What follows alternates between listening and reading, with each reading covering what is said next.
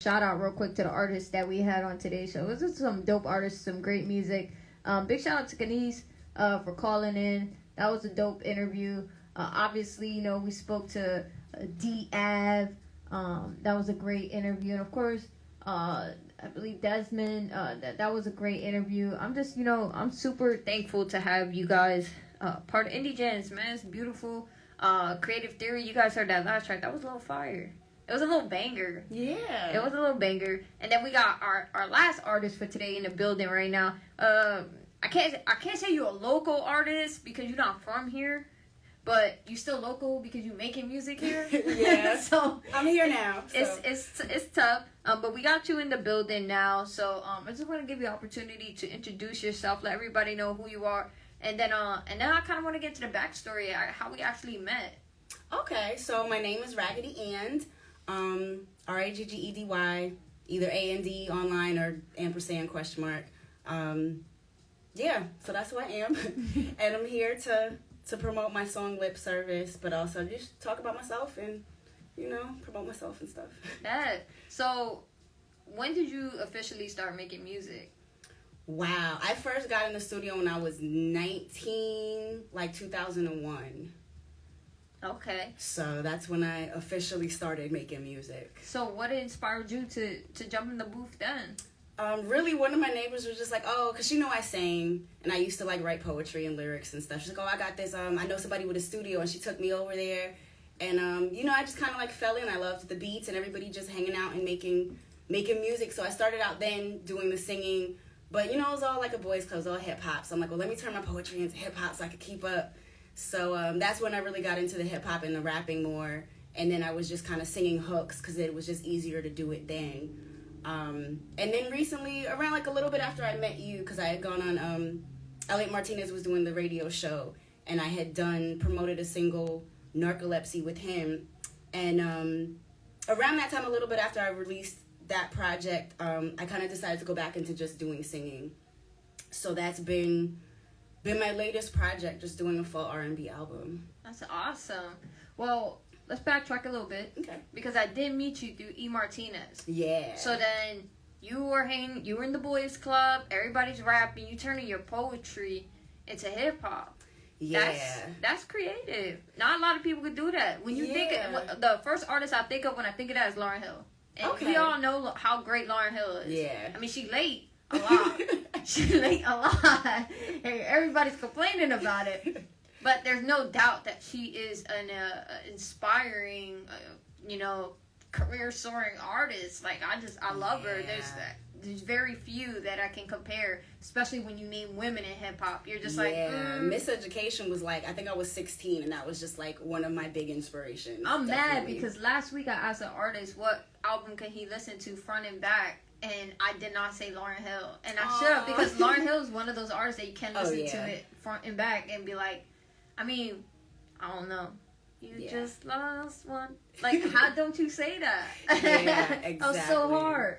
But all right, cool. So you around the fellas, you doing that, you turning your poetry into music. What was that experience like? I know poetry is so sentimental and so dear to your heart and sometimes very personal. So how do you know what to put out and what to turn into a song and what to keep to yourself?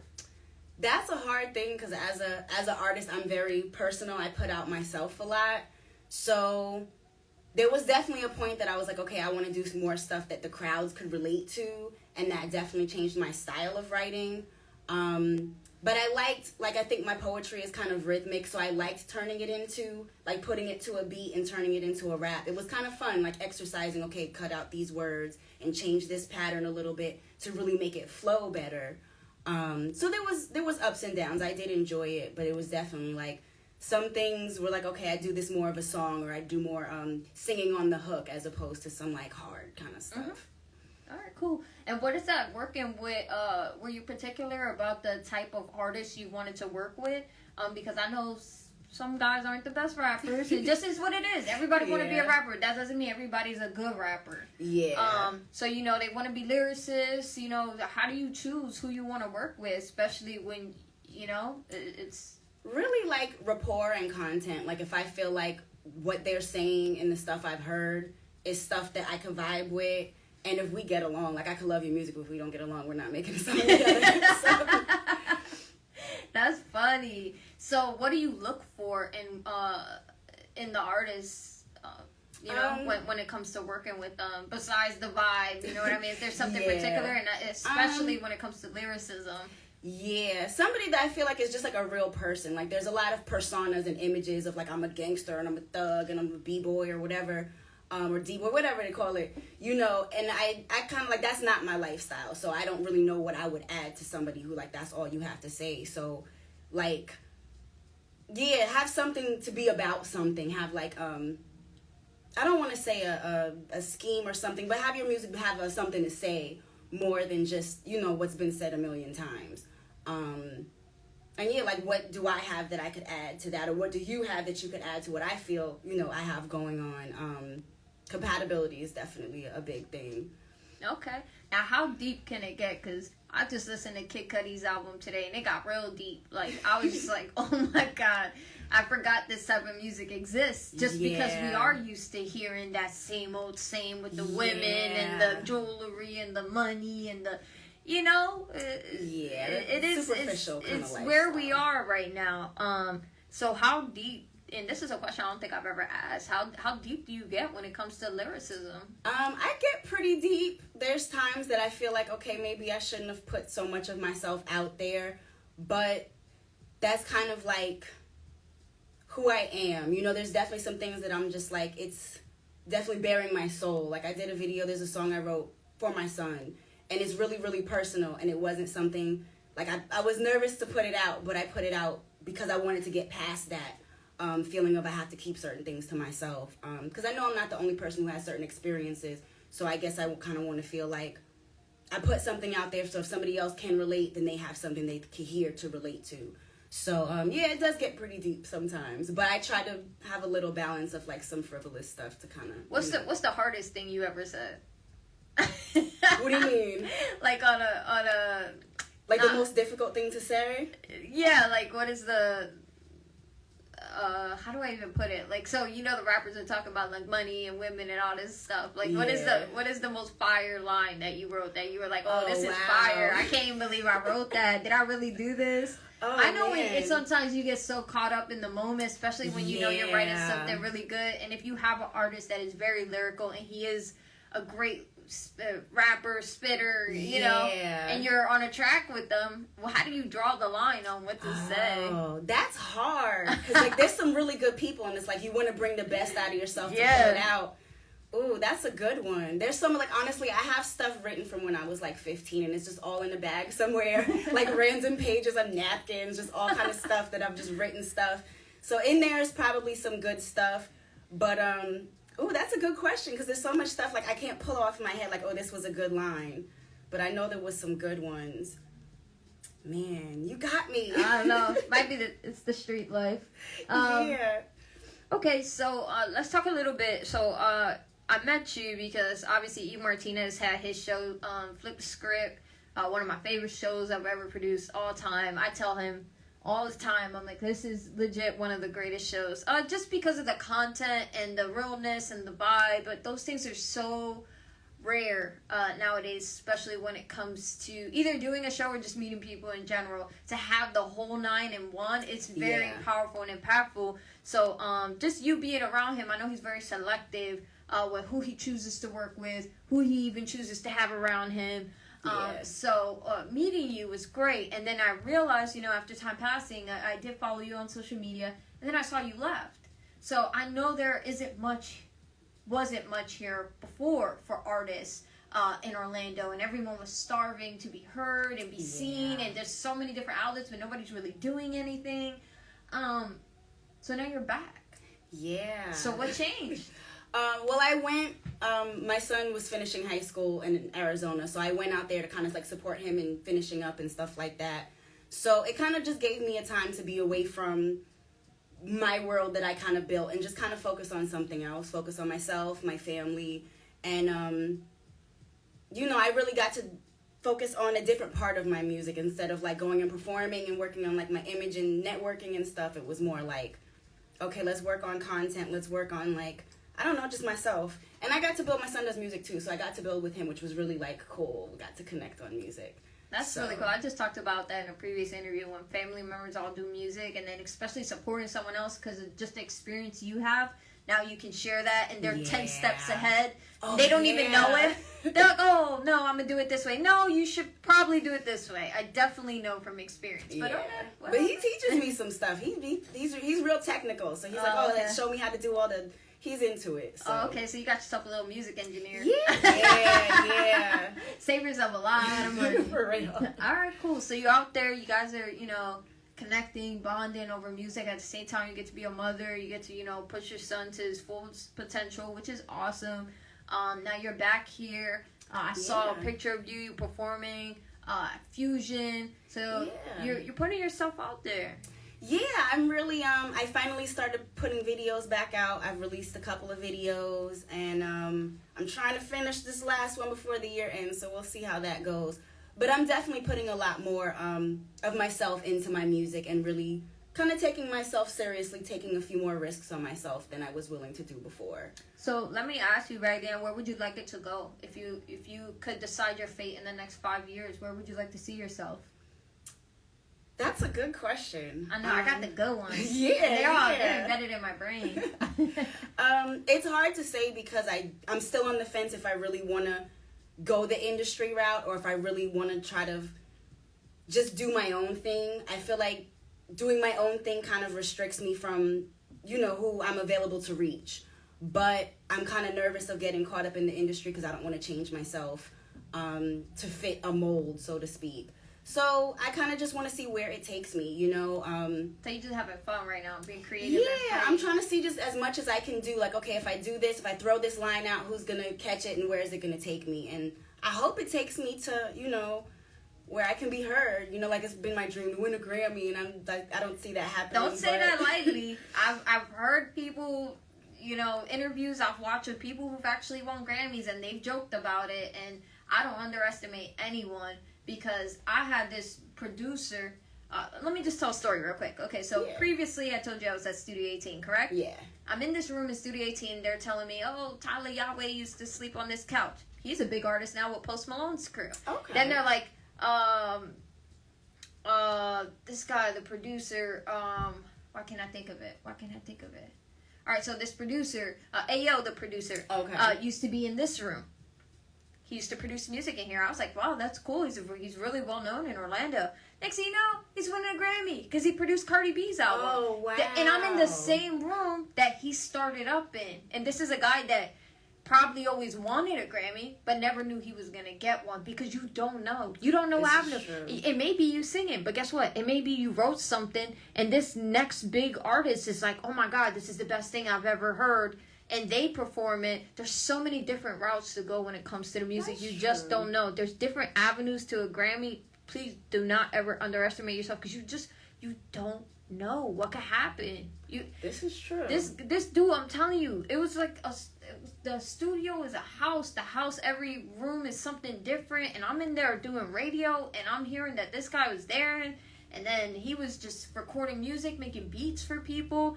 Then he blows up, and it's just crazy. Yeah. That Red Room made somebody a genius to the point where he ended up making hits after hits with Cardi B on that album, Invasion of Privacy, and then it ended up winning Grammys. Yeah, all what he learned right there. It's either happened there or, everything is a process. You never know. You never know. True. You just don't know. It could have been there. He came up with something. I don't know if he was holding on to those beats. I don't know if he made the beat that day. To me, it all starts somewhere. Everything stems from something. And the fact that he was even in that Red Room is what they called it, or what he called it. And this is somebody who now has a Grammy. I don't underestimate it. And guess what? I left and I went back. And guess who's in there now? Another Grammy Award winner. Yes. That's crazy. Yeah, but he produces like gospel and Christian music now. So he's got that different R&B, soulful vibe going to him, and the choir's in there, and I'm meeting people, and I'm like, dude, this room is lucky. So if they can do it. Oh, and I looked at the plaques on his wall. One of them was Keep Sweat. Ooh. So he's got some hits with Keep Sweat. I was like, oh my God, you got a lot of great art plaques on the wall. But my point is this: you just never know. You don't know what direction life is gonna take you. It's just important to stay consistent, stay focused. Don't let nothing get in your way. I can't say you lost course because you found your way to something different and something you love doing. So, hey, as long as music puts a smile on your face, you're really not losing anything at the end of the day. That's true. And don't give up on that Grammy. I won't. It's crazy where it could take you. All right, so tell us about this song. This song is called Lip Service. I mean, the lips are like the cover of the, you know, picture. What's going on? I see a music video or something you're working on. You're behind a fence. And like a gate. I'm like, oh my God, you got so much stuff behind the scenes that's going on. Kind of catch us up and let us know about that. Well, the first Lip Service is actually, it was like a last minute name change. It was originally called Never Settle. And I wrote the song when I was 22. And I've just been holding on to it all these years because I'm like, eventually I'm going to make a beat that I like. And I'm going to like, you know, I don't like to let go of a song if I think it's good. And originally I had sampled, you remember that song, the Akon song that came out? And he had sampled that song that was on Fresh Prince, Mr. Lonely. Mm-hmm. And then Akon did it. And that was the same topic. I had it in my mind. I wanted to sample that song. So I'm like, man, Akon beat me to it. So, but I ended up sampling that song to make a beat. But then I ended up I didn't want to go to claim the sample. So I made up a new instrumental. But I liked it. And when I did the video, I just wanted something simple. And it was simple to just get my mouth moving and have the words coming out of it. Nice. And then I was like, oh, Lip Service, that makes sense. And it kind of goes with the song. So I'm like, okay, let's put this out. And that was just kind of putting my foot in the water to kind of see, okay, how is this going to go? And am I going to continue to do songs? So the next one with me behind the fence is actually for a song called Defense. And I just released that video as well. But it had my face, and the one with the lips didn't have my face. So I'm like, let me do that. Well, at least you know what you want. And it has to make you feel good at the end of the day. It has to feel good about it. Yeah. And then shooting the video and stuff, I mean, what was that like? Like, you know, now you're in front of the camera again. And it's getting back in your zone. And you say, I don't know where it's going to go. Well, if you keep going, you just never know. So how's that feel for you? It's interesting. Like, I like when I can take an idea and actually put it into a real thing that I can share with people. So it's a combination of, like, excitement. And, like, it's a little nerve-wracking because it's, like, it's never how it is in your head when you're putting it into reality. There's always little compromises you have to make. But to see, you know, the end result and then sharing it, like, my mom's always gives me feedback. So I love it when she's like, oh, I like when you did this. And when you did this, I really understood or I felt this. So it's things like that when I could, like, share it and get back that, you know, whatever I was trying to put out got received and comes back to me. So things like that, it's kind of like, it's an exciting process. But it is a little, you know, it's a little nerve-wracking. It's a little bit of all your emotions in there. That's dope. I was talking in an interview before, and I believe it was Desmond, and he was just going on and on about, like, just the creative process. Like, I want to break it down to, like, the beat. You know what I'm saying? Just the simple sounds and things like that when it comes into the song. Like, I think that's so dope. And then the lyricism is cool. And then just bringing all that to life in a music video, it's just so simplified when you break it down. I just appreciate it so much. I'm not even an artist. I should be. I told him that, too. I was like, I don't even know how I'm not a music artist by now. But I just want to say, like, I appreciate what you do, you know, what the other indie artists do. You guys are very, very brave jumping behind that mic and putting your music out there. Where are you recording your music at? What producers, what engineers you working with? Are you doing everything in the family? I was working when I was in Arizona. I was with the Beeline Studios for recording, and I've honestly just been mixing and mastering, or learning to master myself. Yeah. All right, cool. Are you looking forward to work? Is there anybody that you want to work with? I can't think of anybody offhand. It's kind of just like, if anybody gets what I'm doing, then it's like, yeah, that's who I want to work with.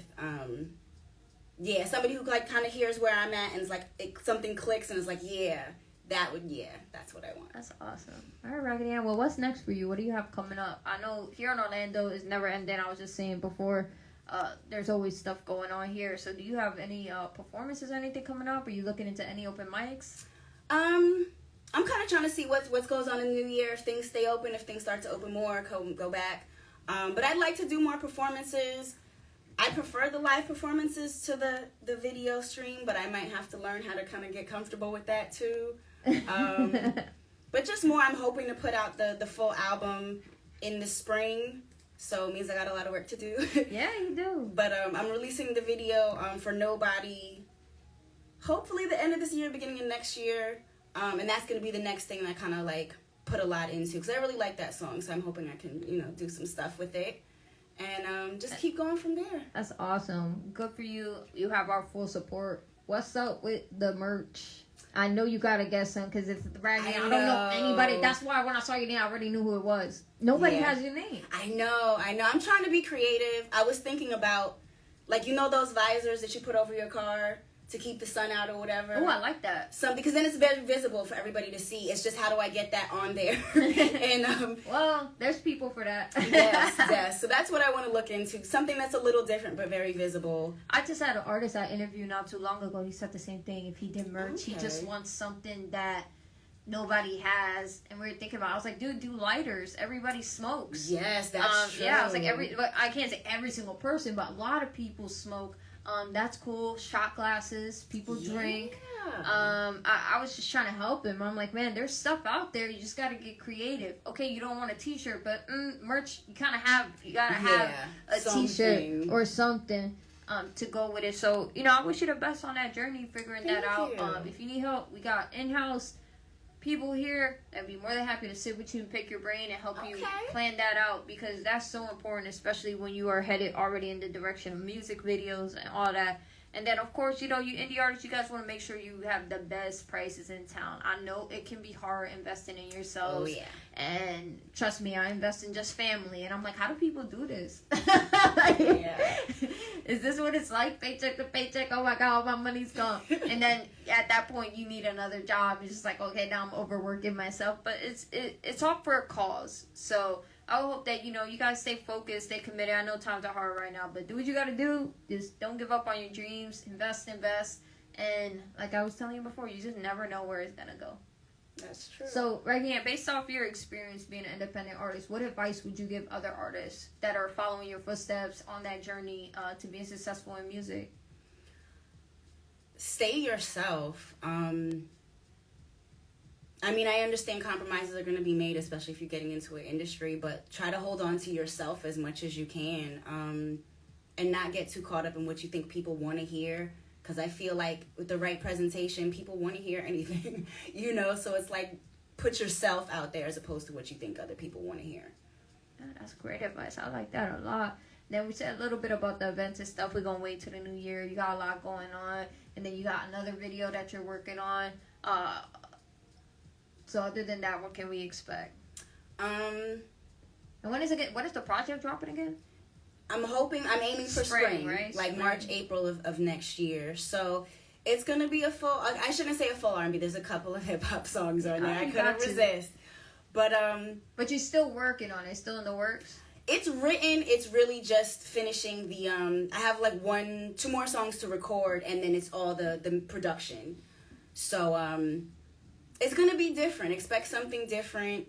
But it's definitely me, and I feel like it's the best that I've put out there. Like vocally, I really stretched myself vocally trying to put out something you haven't heard from me yet. And this project dropping in spring, it has a name? LMNOP.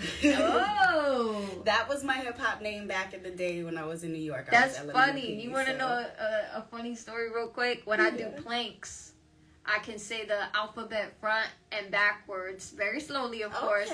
And then that's how I know when I'm finished planking, when I work out. So I'm like, A, B, C. I do the extra stuff too now. No, boy, by that second time coming back, I'm just like, oh my God. Rushing. Not even, I just can't breathe, so I can't say, I'm like, W, X. That's a good trick, though. It does work. It does. I don't know where I learned that. I was just like, let me try it, because I was struggling. I was listening to music and everything, and just one day my phone died, and I was like, oh my God, I gotta get through this. So it's definitely cool to try it, but that's a dope name. And then you bringing that back to life from where it all started. Exactly. That's some like Nas stuff right there.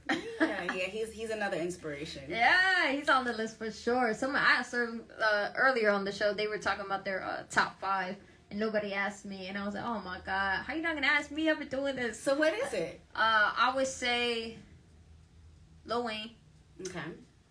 In no specific order either. These are just in my top 5. So Lil Wayne, Fabulous, Nas, absolutely love Nas. Like, lyrical genius. Like, I don't care what anybody says, they don't vibe to his music. If you listen to the stuff he's saying, it's the realest shit you ever gonna hear in your life. But of course, Biggie, Tupac, that's 5, right? Yeah. I could have kept going. How about you? Your top 5? It's always hard. I know it is. It ain't no specific order either, just off the top of your head. Well, definitely Nas, Naughty by Nature, Queen Latifah, on the low, not even on the low, but Left Eye. I'm a big Left Eye head. I love Left Eye. And she came out, like, it wasn't even released, like, something that she did, I think it was called Supernova, and she only released it overseas. I loved that album. I really did. I don't think I've ever heard it. Now I gotta hear it. Definitely. I liked her because she was really original. And, I know that's not 5. And she was a little spicy. Yeah, she was different. She brought that flavor to TLC. Yes, she did. I'm gonna go with R&B too, like Whitney Houston. Woo. Billie Holiday is like my all-time, like that's my idol. Yeah. That's good. I love that you switched it up too. You brought in Whitney. Whitney is like a goddess of mine. I don't care what they say about her. I don't care what she did wrong. Doesn't matter to me. I can listen to her music. I cried. I forgot where I was flying to. Maybe to Paris. And the airplanes have the movies and stuff. So I was like, oh, this kills 2 hours. I was bawling. I felt bad for the people around me. And it was like, oh, are you okay? Whitney's gone. Right. I saw her documentary and I'm like, her. Nobody was there. I was like, oh, I was dying because she's just from growing up and being around the music and like people get so frustrated with their parents when they push them into the music and are like trying to teach them and her mom was like, come and go, because she was singing, and I'm just like, you either take it or you don't. And she took it all the way. No, she was beautiful, and then watching her perform and being all crazy, and then seeing her do interviews and just how real she is. She doesn't even care. She's just like, so? And I was just like, oh my God, like, that's a goddess right there, so I definitely love her. Tina Turner too. She was another one. Yeah, she was another one. Watching her story, I bawled too. I'm like, don't hit her. Don't hit her. But it's just some really great people in the music industry that got us to where we are today. Like without them, Special Temptations, like some of these documentaries and stuff. I would even go, on the Caucasian side. Yeah, I watched Dolly Parton's the other day. Yeah. Elton John was amazing. I watched that. Did you see that? I gotta check that one out. That was crazy. It was good. It's just nice to see where music was and where it is today and what it took to get here. I don't think a lot of people really appreciate it, but it took a lot. Do you see Bohemian Rhapsody? No, I haven't. Oh my God, you're gonna cry.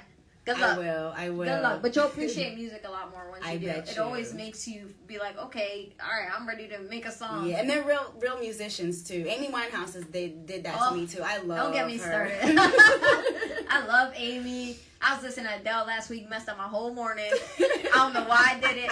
I literally work, a morning job, and I was like, oh, can't hurt. I got the CD right here. Let me pop it in.